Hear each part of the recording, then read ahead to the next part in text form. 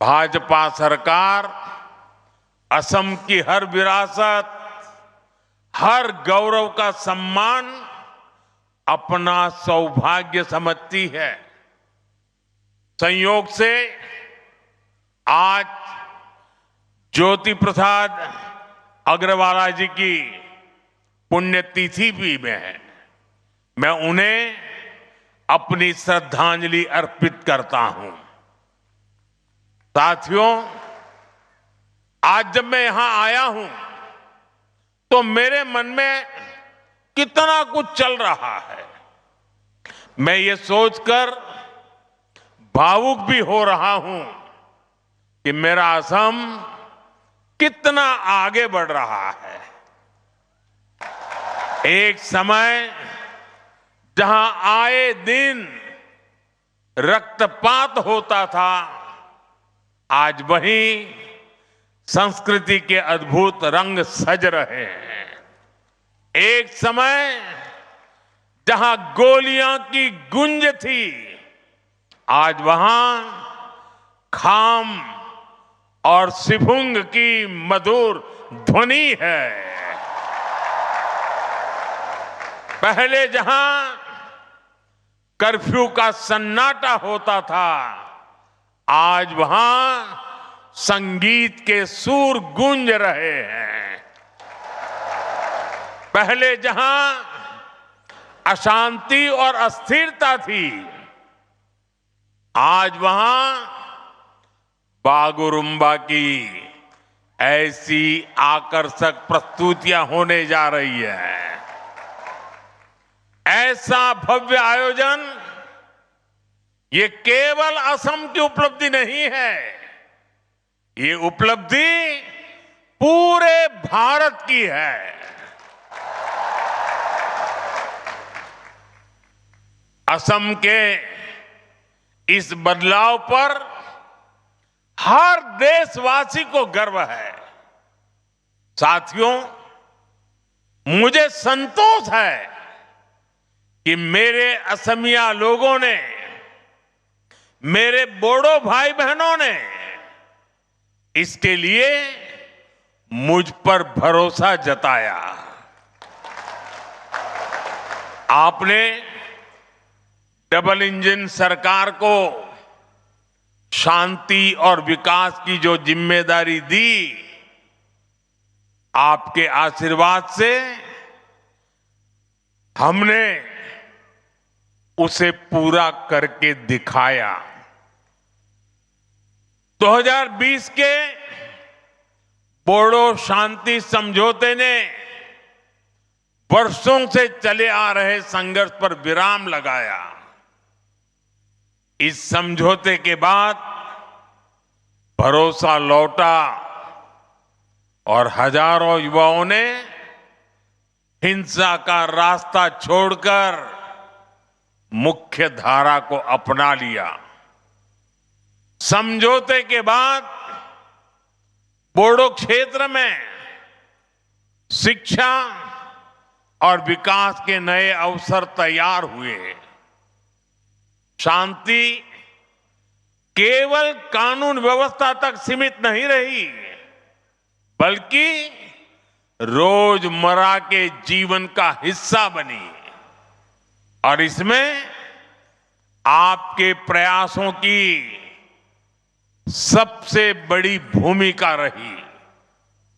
साथियों, असम की शांति, असम का विकास और असम का गौरव, इन सब के केंद्र में अगर कोई है तो वो असम का युवा है।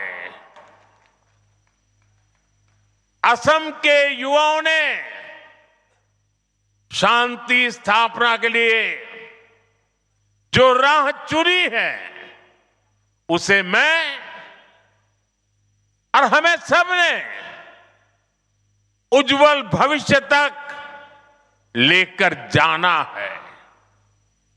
शांति समझौते के बाद से ही हमारी सरकार बोडोलैंड के विकास के लिए लगातार काम कर रही है। सरकार ने पुनर्वास की प्रक्रिया तेज गति से आगे बढ़ाई है। हजारों युवाओं को करोड़ों रुपए की आर्थिक सहायता दी गई ताकि वो एक नई शुरुआत कर सके। साथियों, भाजपा सरकार के प्रयासों का नतीजा आज हम सभी के सामने है।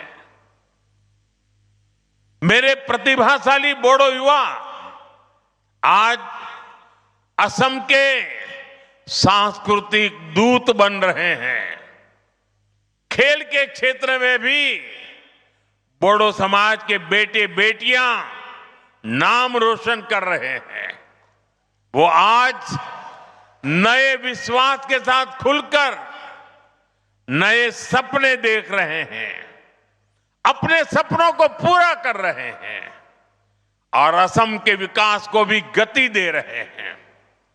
साथियों, जब हम असम की कला, संस्कृति और पहचान का सम्मान करते हैं तो कुछ लोग ऐसे भी हैं जिन्हें तकलीफ हो जाती है।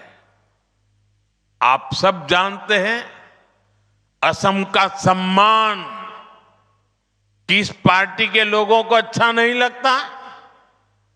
जवाब एक ही है, कांग्रेस पार्टी। वो कौन सी पार्टी है जिसने भूपेन हजारिका जी को भारत रत्न देने का विरोध किया था? कांग्रेस पार्टी। असम में सेमी कंडक्टर यूनिट का विरोध किस पार्टी ने किया था?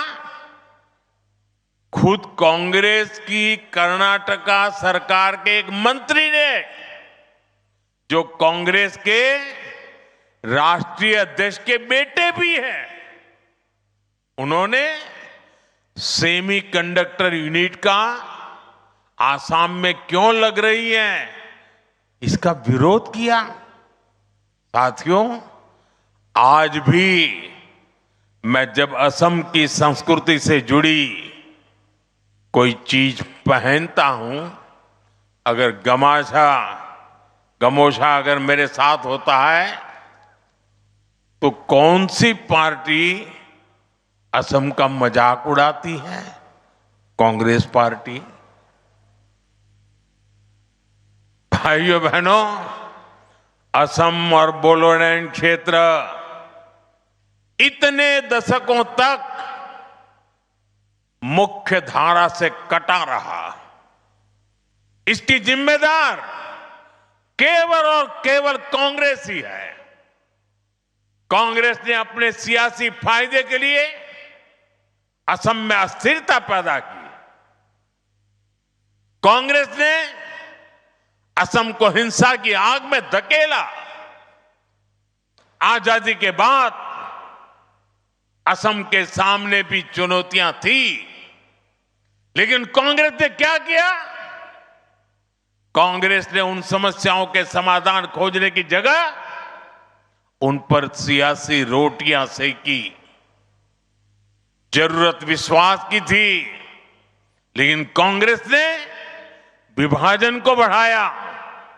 जरूरत संवाद की थी, लेकिन कांग्रेस ने उपेक्षा की, बातचीत के रास्ते बंद किए। खासकर बोडोलैंड क्षेत्र, बोडोलैंड के लोगों की आवाज कभी ठीक से सुनी ही नहीं गई।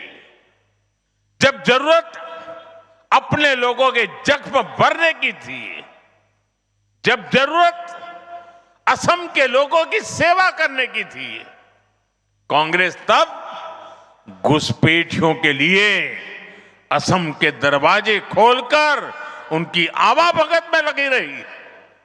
साथियों, कांग्रेस असम के लोगों को अपना नहीं मानती है। कांग्रेस के लोगों को विदेशी घुसपैठिए ज्यादा पसंद है, क्योंकि वो यहां आकर कांग्रेस का कट्टर वोट बैंक बन जाते हैं। इसलिए कांग्रेस के राज में विदेशी घुसपैठिए आते रहे, असम की लाखों बीघा जमीन पर कब्जा करते रहे और कांग्रेस सरकार उनकी मदद करती रही। मुझे खुशी है कि आज हेमंता जी की सरकार असम के लोगों के हक की लाखों बीघा जमीन को घुसपैठियों से मुक्त करवा रही है। साथियों, कांग्रेस ने हमेशा असम और पूरे पूर्वोत्तर को उपेक्षा की नजर से देखा है। जो कांग्रेस के लोग पूर्वोत्तर के ही विकास को जरूरी नहीं मानते थे, उनका ध्यान आखिर असम के विकास पर कैसे जाता। बोडो क्षेत्र की आशाओं अपेक्षाओं के बारे में उनको सोचने की फुर्सत कहां होती। इसलिए कांग्रेस सरकारों ने जानबूझकर इस क्षेत्र को मुसीबतों में धकेला। भाइयों बहनों, कांग्रेस के उन पापों को साफ करने का काम भी हमारी डबल इंजन सरकार कर रही है। आज यहां जिस रफ्तार से विकास हो रहा है वो आपके सामने है।